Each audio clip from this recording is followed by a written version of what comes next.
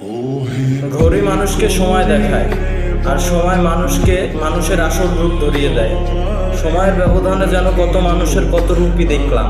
এই রূপ দেখার জন্য কত মানুষই তো পৃথিবীতে আসে, আমিও মনে হয় তাদের মধ্যে একজন। কাছের মানুষ ছিল যারা, তাদেরকে বললাম আমি ভালো নেই, তারা বলল মানিয়ে নাও।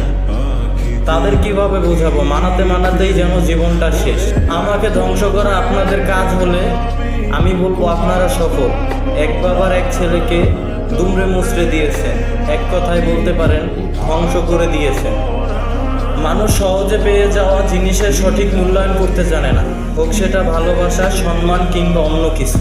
আসলে আপনাদের কিভাবে বোঝাই? শত্রু তো শুধু নামেই শত্রু হয়ে থাকে, ক্ষতি কিন্তু করে থাকে কাছের মানুষেরাই।